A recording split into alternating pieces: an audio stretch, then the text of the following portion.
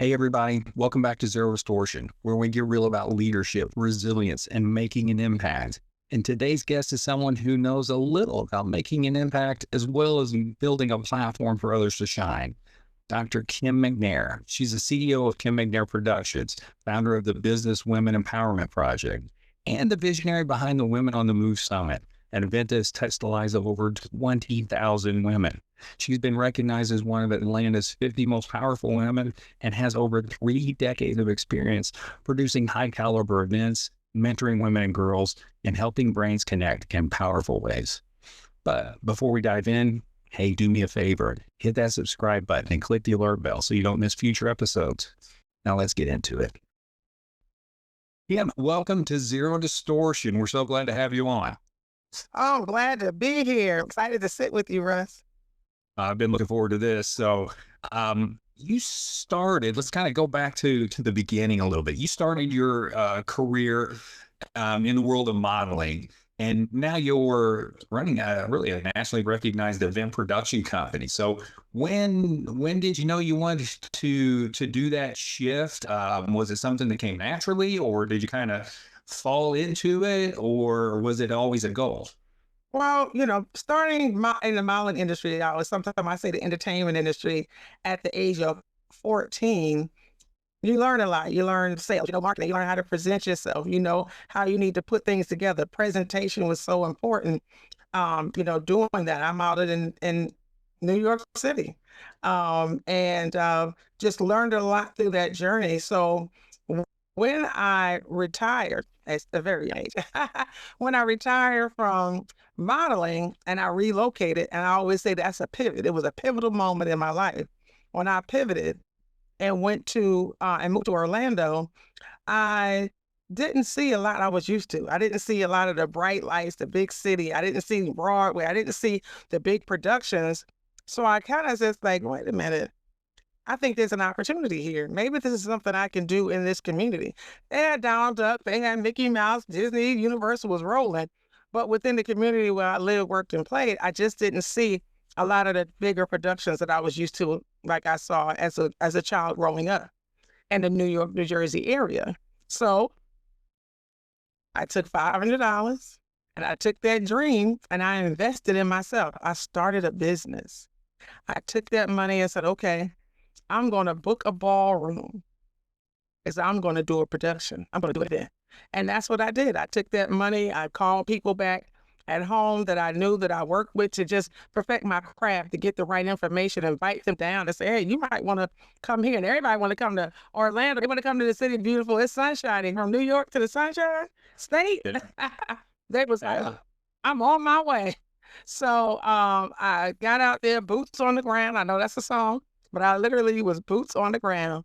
I went to different organizations within the community. I was doing community engagement, getting with elected officials, people council people that had different districts, just introducing myself and talking about this production that I was going to be putting on. This is what I was going to do for the city.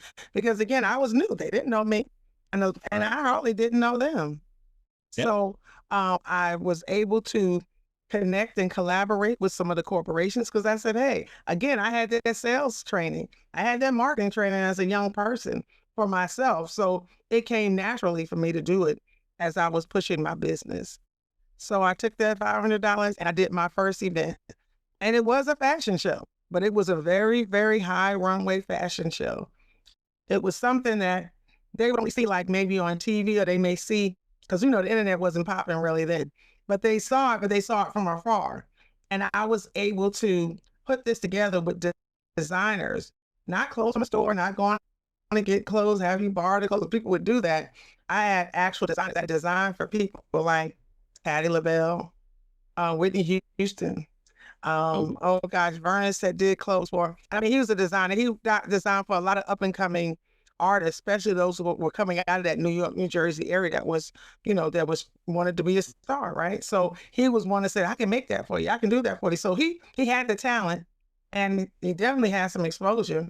And we got together and he came and did the show and that was all she wrote, Russ.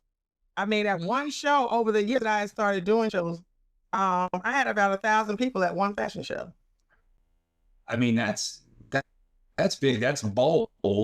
I mean, that first show, you're taking a risk, right? The people didn't know you. You had just moved into Orlando, and you didn't know them. So what was going through your mind, and what kept you moving forward? And I would say the odds were stacked against you, and you pulled it off. Oh What yeah, as kept a you woman. going? Yeah, as a woman, and it was a lot of odds was against me because people, you have to people. I don't know you, where you come from, that type of thing. Now, mind you, I got to Orlando in '90. I started my company in '91, so I had enough time to kind of get the lay of the land. So that's kind of what I did through that part of it. But as as I progressed through, I understood that there was courage on the other side of my fear. I had fear, but the courage was there. The confidence was there. And I just did. I'd already been through, I know what rejection looked like. No, I'm sorry, you don't have the right look. No, I'm sorry, someone else got that. That audition didn't work out. So I already knew how to handle that. Every no was getting me closer to my yes. Every time, every door I went to, okay, oh no, I don't think we went. Oh, that's okay. Thank you anyway. I learned in the marketing and the promotional space to get flyers. I had to put together a street team. We're gonna put flyers out. We're going to not the supermarket, we're going to the salons and the barbershops. We're gonna go to the community centers. We're gonna go to the games. We're gonna go everywhere people are. The club. We're gonna go where everybody is and put flyers out. That's what I did. For the first set of flyers I put out, if you want a model, come to this audition. It's gonna be an audition for models because I was a professional model. I had my portfolio. I had all my credentials. All I needed to do was get some people. So my first thing I did was go out and recruit men, women, and children to be a part of this production. Okay, and so once I was able to get them together, then I was teaching them, because I had to teach them how to get up and down the runway, how to present themselves, do the things we needed to do. And then we all came together. I said, okay, together.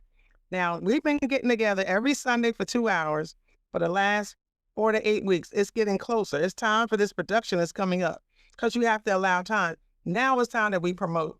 We're going to promote together, because this is all of us. Matter of fact, I won't even be on stage. I'll be back here pushing you out. You will be on stage. I know you want somebody to see you. I know you want a family there. You get it? So I said, all right, I'm putting some flyers together. You get 10 tickets. You get 10 tickets. You get 10 tickets. You get 10 tickets. Sell them to your family and friends. Invite them to come to the show. And I'm telling you, all you got to do, all I told them to do once I picked the ones that I thought would be really good, I said, come to practice for every Sunday for 2 hours. I want to get the clothes. I'm going to get your hair done. You're going to get the makeup. All I need you to be there. And of course, maybe bring your shoes. Now, don't bring no run over shoes. Take your shoes to the shoe shop. Get them cleaned up, polished up. I ain't say go buy no new shoes. And if you decide to buy some shoes, I would tell them, bring them to practice so you can break them in. Because the last thing you want to do is get on that stage and be, So it's like glamour shots. I remember that back in the day. Oh, so yes, it was shots. Yeah. It's one of those where they get to dress up and model. I mean, I did a little bit of that back in the day. Just all right, you want to come and do this? And yeah, that sounds like fun. That is really a great way to do it, because they're inviting their friends and family. Those folks are going to invite more. Plus the on the street team that you got handing out flyers. God, I remember that. It's different now, but then that was the way the marketing went. Yeah, that's how you got the word out. And it was great. And again, it gave me an opportunity to really engage with the community. So what I was taught was one other thing. All right, Kim, you're doing this. You save that first front row for people you want to invite, for big people, your city officials. You want to save that for some of these business owners. So the first two front rows, I went to that barbershop that let me put a poster in the window. Here's 2 tickets for you and your wife. Yeah. Oh, I went over here. Oh, thank you for letting me. I want you to come out. Here's 2 tickets. I mean, and it's all in how you market and promote and pull things together. And I learned that boots on the ground. I learned that through the years of what I did. So, because as a model, what was I doing? I was going on Go Sees and doing what? Handing out my comp card. Yeah. Yeah. Same thing. Yeah. So doing that, my first show was a sellout. It was sold out. It was standing room only in this ballroom. I was so afraid. Oh my gosh, I couldn't believe it. people were there, and I made the cover of the local paper in Orlando. It was that must have been like a very amazing feeling yes, to 'cause I got the Orlando Times. I got it right here on the wall. Okay. And I'm Nice. telling you, it was just truly amazing. And I was like, okay, we got something here because it was a production. I could do a fashion show. You wouldn't see one bathing suit. I didn't have to expose women all out to get people. It was entertaining through the music, through every scene, every time we, from haute couture to bringing it down to resort wear. It was just it was a production. Da-da, the music. It's like, and it kept people on their feet. So thank God I had the training to be able to do that. And so that's what I did, Russ. And over the years, it grew to where people said, wait a minute, could you do this for me? I'm trying to do this. I was like, okay. I'm like, I got the knowledge. All right, I got this. And they said, well, can you do X, Y, Z? And I said, yeah, okay, sure, no problem. And I had to figure out, how do I charge these people? I wanted to, because I love what I do. It's in me. I can do it with my eyes closed. But now here's the business aspect of it. It's like, Right. oh, okay. So then it So shifted. yeah, it's Mhm, marrying that passion, the mhm. thing you really like to do with making money. Right, Right? right. Right. That's so important. If you can Monetize. combine those, ooh, then Oh, it was then you great. got a happy life. Yeah, so that's basically what I did, Russ. I started doing events for other people. I had promoters that were coming into the market, and they just needed somebody to help get the word out. I heard you can you can get to a lot of people. I heard that you know the city. I was like, yes. So people would pay me to promote their concerts. Bernie Mac, rest in peace. I worked with Bernie Mac's team for 3 years. Jamie Foxx Coors, Jamie Foxx would he did a tour with Coors. We did so well, they added 2 shows. Now, when you start selling out, oh, you can't go in the Orlando, Central Florida area. You better call Kim McNair. I think you better call that girl. They call her, I think her name, call McNair for that. You better call her because when I started, when everything shifted, and I thank God every day, to where people would hire me to promote and teach me how to do radio buys. I was taught by someone. Someone taught me that. It wasn't like I learned all of that, and it was valuable. That's nothing. I love it to this day. I would never want to change my life. And for people to take you under the wing and show you the things that I was shown, it was just phenomenal. It was unbelievable. But to be able to do that and start selling out events, it was like, wow. I know. Do you remember Kings of Comedy? Oh yeah, yeah. Okay, so Walter Latham out of North Carolina, he hired me to help promote Kings of Comedy, and they would turn it into a movie. Remember, they turned it into like a Yeah, movie, yeah. and then we need you. We gotta get people in the movies. We gotta get people in the seats, the movie theaters. I'm like, all right, okay, here I go. And lo and behold, we were number 3 in the box office that first week. So Luther Which Vandross. is that's really big. Oh, that's One, that wasn't, how movies are now where, mm, that it was was just that was really a fast. show. It was so competitive and then ranked. It doesn't seem like it's like that now as far as box office. I mean, it's all important, I guess, but back then that was, That was that big. was big. Oh, for me, that was huge. And then Luther Vandross concert was coming through with Vanessa Williams, and they had this big. They were doing it at the arena, and everybody. I either get a call from the radio station or the venue. It was like if anybody came and booked something, they would say, "All right, so." And that's the relationships I had, and I took care of my relationships. I tell people now, Mm, you can have look, your contacts will take you further than any hustle ever will. yeah, People out here trying to hustle. Your contacts build relationships. yeah, Followers, oh, how many followers I got? I gotta have these followers. But how many of those followers do you have a relationship with that will go and speak for you in rooms you're not even in? So right. through those relationships I built, the phone rang, all I did was monetize what I already knew, what my knowledge was of what I was doing, and I had done from a young age, from a teenager. So those are the things that I worked on that concert came. I think I still have the sticker that I had on. It said promoter on it because I was the local promoter, but I needed to have that sticker so that I can walk through the arena and go down in the town, do it. Because I was a local part. I'm just as big as, because I helped sell those tickets, get those people in the seats. So those experiences helped me. That's how McNair Productions at the time was birthed. And then I had to pivot again. I pivoted and I moved to Atlanta. And did a lot of the same stuff? A lot of the same stuff. But I did something different when I moved here, and I added the Kim to it. That's why it's KMP, Kim McNair Productions. McNair Productions was established. I have a day in Orlando. I got a key to the city. I did a lot. I got quite a few proclamations, but because in Orlando, I show directed Black Expo Orlando. That's something they did for the first time. Expos used to happen in the bigger cities, and the promoter said, no, Orlando, that's not going to work there. And it was a gentleman, Wayne Freeman, that said, no, we can do this here. And he hired me to show direct and put that together. And we did it for 3 years. And it was a phenomenal. But it taught me a lot about combining or collaborating and marrying corporate and local businesses, because you had a lot of small local businesses. And then you had the corporate side over here. And we were doing something called the Black Expo. So the community didn't understand. So Black Expo, what could... And then you had over here, you got the companies like, well, wait a minute, Black Expo. So we had to do some, I guess I would say, ancillary events leading up, Russ. We did a golf tournament. Why? Because corporate golfs. So we need to bring them into a setting so that we can educate them and explain to them what this expo is about. It's about small businesses, giving them exposure, setting up, being able to have a space where people can come and they can sell their goods and services. It's an expo. And then for the community, we did a family day picnic in the park where we had BET set up the stage. I had BET come in and host the stage because that was big back then. BET, MTV, that was all big because everybody was watching music videos. Right. And we brought the community out, had the fire department out there. Everybody it's free. Bring your family.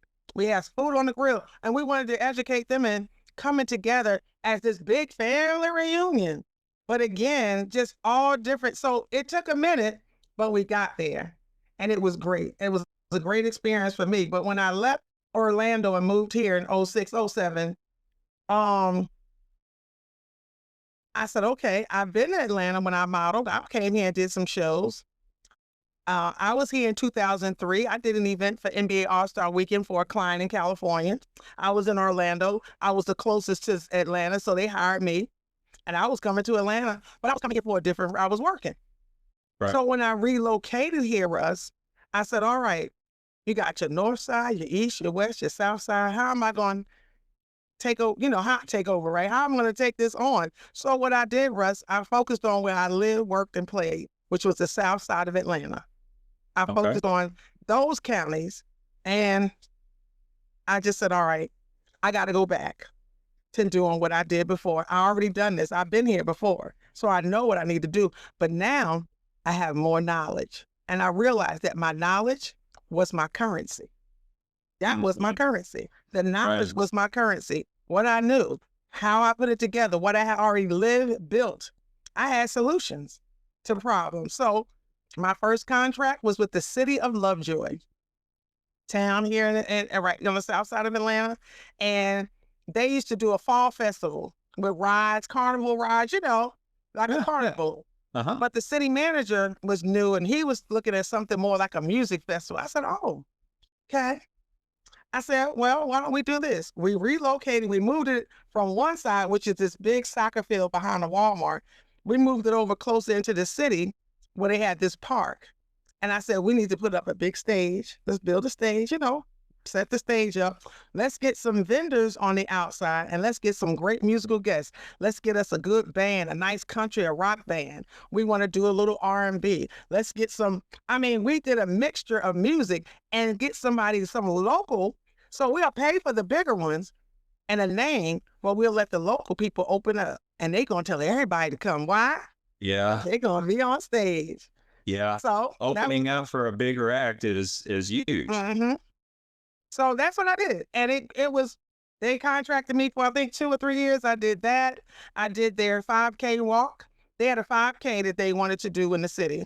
I sat down with DOT and the police, and we sat and mapped out them route and that was my first introduction to Chick-fil-A.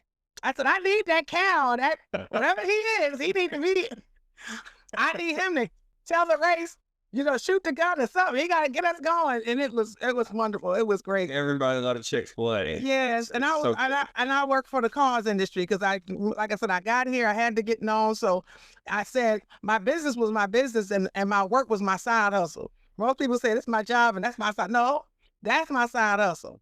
This is what I do. So I worked in the cars industry. I worked with Georgia cancer centers. I would do a lot of stuff. I would do pink ribbon breakfasts for survivors and supporters. That grew. It was just really doing a lot of signature things here in Atlanta and the surrounding area, so people would take notice of what I could do. And I've been here now 18 years, and as you can see, things certainly has grown a whole lot. So just really learning and understanding, you got to learn the culture of where you are. You got to learn your community. And I respect people. And you have to respect coming into another space and getting to know the people and the right people. Now, you're going to meet some of the wrong people. And if you've been in this business as long as we have, right, Russ? You've been in business. You know who you're not going to do business with. You know you're not going to work with. You know who you're going to leave alone. So you just bow down gracefully and just keep it moving. And that's kind of how I built McNair Productions. No, that's fantastic. And I want to go back to something you said earlier about people kind of taking you under their wing and teaching you and stuff, because that's something that I'm going to say, are doing the exact same thing as far as helping others. I mean, there's a few organizations that you're part of and actually leading. I mean, maybe tell us about the women. Oh, BWEP, Women Empowerment Project. Yeah, let's talk about that organization. So I started BWEP 10 years ago, and the whole reason behind that was to help women who were solopreneurs, that were entrepreneurs, small business owners, connect to resources to help grow their business, their brand, and themselves. So again, all the trials that I went through, I said, no, let me help you not make the same mistakes, because I made mistakes. It was peaks and valley moments, because in anything that we do, you got to break down before you can break through. You're going to fail before you succeed. So again, I had to go through those challenges. So how can I help these women who really have a good product to learn how to really get these things done, or connect them to resources? Resources could be just connecting them to a company that can now buy into what they're doing. Or maybe connecting them to somebody that I know in the banking industry that can maybe help get them some money, or at least get them set up to where their processes and services and how they do things can happen. And that's how it started. So when I started a nonprofit, I said, okay, I'm going to do something quarterly. So I started doing quarterly. I would do a session on how to get certified. I do a session talking about focusing really, really in on marketing. And I would get people to host it. I don't have to do it because I know my space. So I would make sure that the exposure was across the board. Yeah. This is your area of expertise. I just need you there and share with the women, blah, blah, blah. That's how I did it. And it grew. Now I do what they call Power Circle Masterclass series. So we come together I do it that way. I kind of had to level it up there, Russ. I had to make it, okay, this is what we do. So, and doing that. So about 5 years ago, this has been 5 years yet, the pandemic was happening. And I was looking through social media because I know advertising, right? And I looked and I said, what's going on with these kids? Oh my gosh. They think that's leadership? I'm like, no, that's not what you want to aspire to be. I mean, it's okay, but you have a lot more potential within you. Why are you just following? You need to lead. You need to be the leader. You need to be the trendsetter. So I started my Leadership Academy for high school girls. And I have some college graduates now. I just had some girls going off to school, and I just love it. I do 2 sessions a year at Clayton State University here in Georgia, and I love it. I mean, these girls are 9th to 12th graders, and I'm just teaching them leadership, entrepreneurship, financial literacy, life skills, because life be life, and they're gonna come up against a whole lot of stuff. Yeah. And I have technology because, again, that's what we're in the technology age. Look what we're doing. So, again, they need to understand how it works, how to make it work for them, not work against them, and to be able to understand When you put something out, it's out. So when you hit that button send, then it ain't coming back. So you can be smart about it right now, or you can let it catch you a little later when you finally realize what you really want to do, and they scroll through and say, oh no, she can't work for this company. Oh no, I can't be associated. You could have all the best experience in the world. But so I try to make sure that they don't make those mistakes. A lot of young ladies, they're braiding hair, they're doing makeup, eyelashes, they're sewing. That's a business. Yeah. That's a stream of income. That's your side hustle, however you want to put it. That we go through all that so they understand how to do business. This is what you want to start with. This is how you do it. I teach them financial literacy because nobody taught me. You need to understand. You have to respect your money. Money, look, you got to learn the language of money. And I tell people, we got to respect your money. All right? Yeah. I tell you, put respect on my name, put respect on my money. Pay me my word. Yeah. Well, I think that's fantastic because I mean, I'm pretty old and I didn't have any mentorship programs like that. I mean, gosh, I don't know where I'd be if I did. I kind of went through the school of hard knocks, but having someone to share those, the tricks of the trade and don't step in this hole, don't make this mistake. Gosh, that's so valuable. Yeah. I appreciate that. Oh, they do. And I partner with VyStar Credit Union for that class. And I bring the experts in. A lot of times, even with the leadership, although I can, I talk about leadership. We do leadership the whole month that we're together. But I also bring in those people that are experts in that area. That is their area of leadership. And we do time management. You need to manage your time. You know how much time you spend on, minutes in a day, seconds in an hour. And then we break it down. They be like, oh man, what? You know how much time you spent on that phone when you could have done this? Your test, your exam is coming up. Time management. I'm gonna take 2 hours, I'm gonna study. I got this, the rest of the time to do this. I'm gonna take it out. Plan it out. You got to get up in the morning. Why are you staying up after night? Why? Shut it down. My phone shuts off at 11 o'clock. I'm sorry. Only people that are in my favors is coming through. And that's for emergency. That would be my mother and my children, okay? Yeah. All right. But other than that, they got to catch me at 6 because it's off till 6 a.m.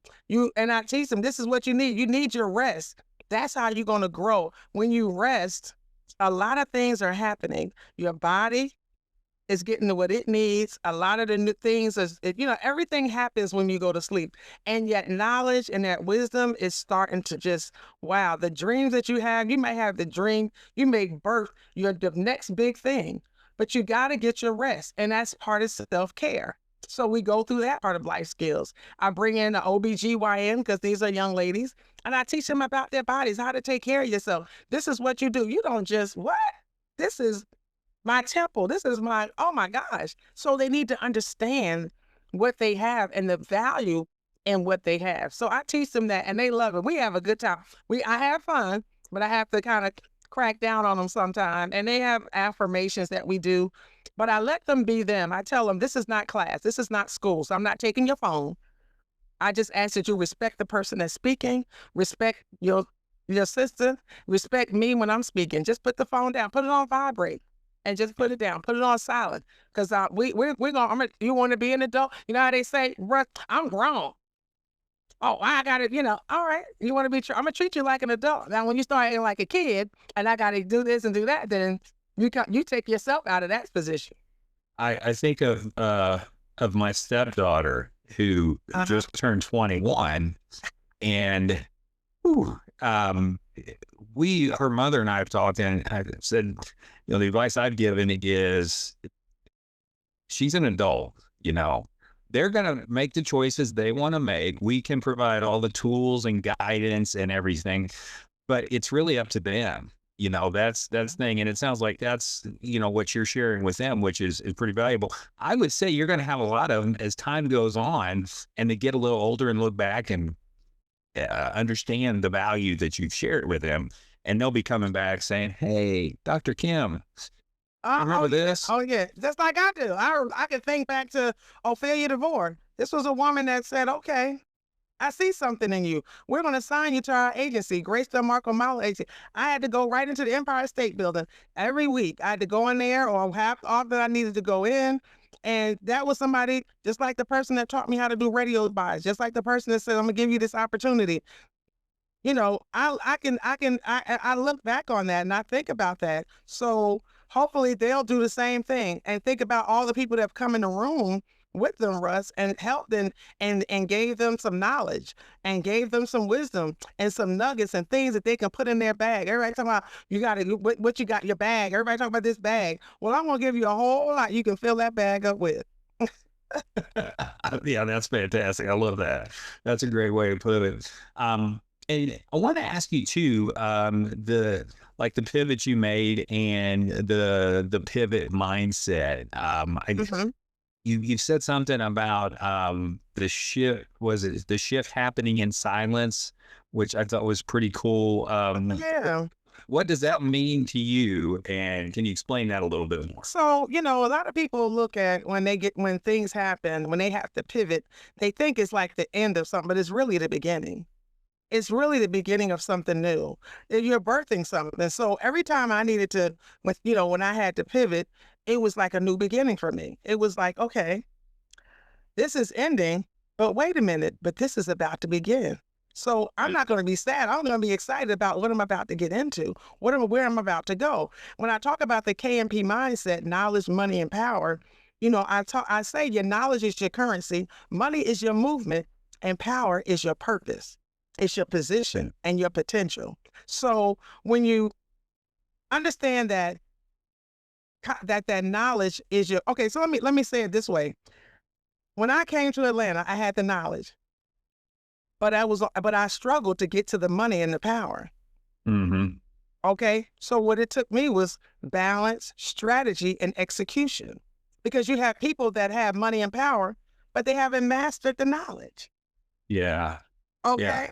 So again, you have to balance that. You got to strategize and you have to execute to get where you're going. And once I understood that, I was like, okay, I got it now. So when I look at money, like I said, you got to respect your money. Your money you got to stop looking at money as the only way. Money is really your fuel. It's going to fuel what you're trying to do. It's going to get you where you need to go. That's what people, if I just make this amount of money, and if I just get this much. Come on now. No. That's your fuel. Don't look at it that way, because you're hurting yourself.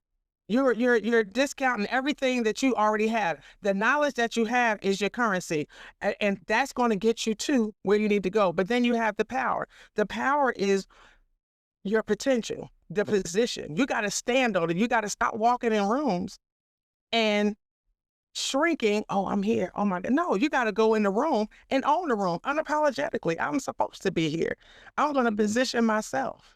I'm going to be in position to be able to get this next gig or this next contract, or maybe I'm going to go in here and I'm going to meet and connect with the right people. So you need to know how to navigate those things. And it's just through a mindset, mind, body, and soul. I always say everything you need, Russ, is in the house. Everything is in the house. You know what I mean by that? Yeah. Right here. This is your house. Oh, yeah. Your knowledge. Everything you need is here. It's all within you. Everything you need is in here. It's just a matter of how you believe within yourself and you get it out and you put it out and you market it and you package it and you make it happen. Because you've already lived it. You've already built it. You know you got the expertise, right? You're an expert. If there's something that you do, somebody says, Russ, could you help me do this? Could you help me do this? You got to think for a minute, like, wait a minute. I think I got something here. I might need to just package this up and monetize this thing, because it's something that you do as an expert and someone's willing to pay for solutions. How many people will pay for what you have, right? Yeah. What you know.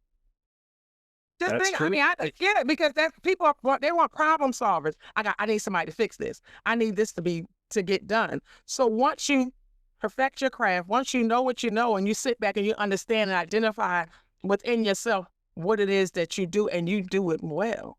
Because see, I know what I can do with my eyes closed. But then of course we have these other gifts and talents within us, Russ, that we can do. Now we have multiple streams. I got 5 brands: KMP, Business Women Empowerment Project, BWEP Leadership Academy, the Women on the Move brand, and the Power Circle Masterclass series. 5 streams. Yeah. Well, and let me ask you this too, on looking into the future, where do you see like the Women on the Move summit and the BWP and these things?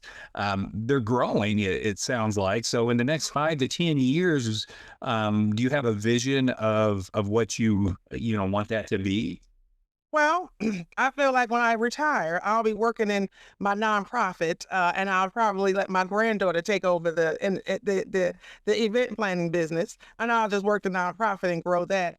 Future wise, I would like to, with the Leadership Academy, having my own building to be able to just develop these beautiful young ladies. And somebody's talking to me now about both guys. Why don't you do Boys on the Move? I'm like, I don't know if they're gonna like that, but I want to do. I said, and there's nothing wrong with it. I said, but I was a young girl. I was a teen, so I understand. I know what they go through. I experienced it, so I know I'm relatable when it comes to young ladies. But don't get me wrong, I don't mind expanding and offering something for young men.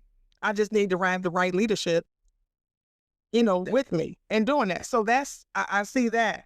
And, down the road with the Women on the Move Summit, I like the intimacy of the summit because I get the right people in the room, and it really makes they're building relationships. They're making an impact. I know a lot of times we have these big conferences and it's all good, but how many people are really, really touched and are really, really being able to really move the needle forward? Everybody's trying to go level up, go to the next level. They're looking for that resource that's really going to catapult them. So I love doing it intimately. The Women on the Move brand was a TV show. So I did Women on the Move live for 4 seasons on ION here in Atlanta. It aired in Atlanta, South Carolina, some of Tennessee, and I think a little bit of Alabama. 4 seasons of Women on the Move live. And it was a platform for women to come on and to be able to get exposure and expose them. It was a twofold. You're exposing them, they're exposing you. And there's so many talented people. And I would have celebrities out every now and then, but it really was for women that were in business that were like, dag, if I just get that chance like I had, if somebody just give me an opportunity. So I've always made sure that I build a platform for women in business. So nothing against the men, Russ, because now this year with the summit, I have an all-male leadership panel. Why? Because men are our allies. You are my ally. You can go in spaces some spaces I'm not able to. You can speak a language to someone that I can't, but you can also go in there and say, I know someone that can do this. I know someone would probably be a great fit for what you're trying to do. Oh, who would that be? That would be Kim McNair. Oh, okay. Yeah. So you want to have allies, or you need somebody to be right with you as you're going through in the trenches to help push you through. So there's no sense of bashing, the men, no. Come together. We got to collaborate. Collaboration. Collaborate, connect, and create amazing relationships. So it's about allyship, coming together and being allies. So down the road, I want the summit to grow. I want it to be, but I think what I would probably do first, Russ, as I start traveling and taking it to other cities. Yeah, there's something to be said for a smaller venue where everybody can participate, and it's not just somebody sitting in a seat hearing; they're actually engaging. Engaging. So I think that's really, really important. Right. So I like that, and I'm not saying small as in I think a nice a good maybe 400, 500 people may be good, but when you get into the bigger numbers, now I've touched well over 20,000 women over the years and doing this is 12th year of the summit, and through that and through doing my master classes, going into Macon and other surrounding areas, doing what I've done with women, with Women on the Move, with the TV show, and so many households a week, thousands and thousands of households a week. So, we've been there, I've been there, we've been there, and I can't just say me because it's, you can't go anywhere alone. If you're trying to go somewhere, fast, all right, bye, see you later. But if you're trying to go far, then you need a team. You need people with you to make it happen. And I used to say when I started, KMP was Jesus and me. I said, look, he got to be in the middle of everything that I do. I talk about 4 streams. You know, I got my book coming out, Russ. Oh, Yes, my yes. book. Yeah, Now, tell us about the book. yes, the book is coming out. It'll be out next month. I'll definitely make sure I send you that information and that graphic. But it is this book is just, it's a self-help book, but it's also talking about my journey as well as the journeys and things that I've been through and how I've helped others. But it's also for you. It's for who's ever going to, when you pick up the book, you'll be able to see and relate to things that will help you.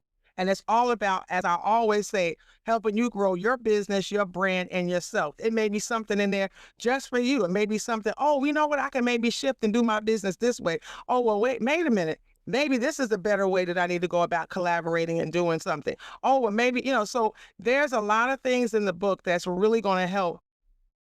I think a lot of people. It's going to help a lot of people. And I'm planning on this being a bestseller. I'm trying to go all over internationally and domestically with this book of knowledge, money, and power, because everybody is trying to figure it out. People have lost their jobs, Russ.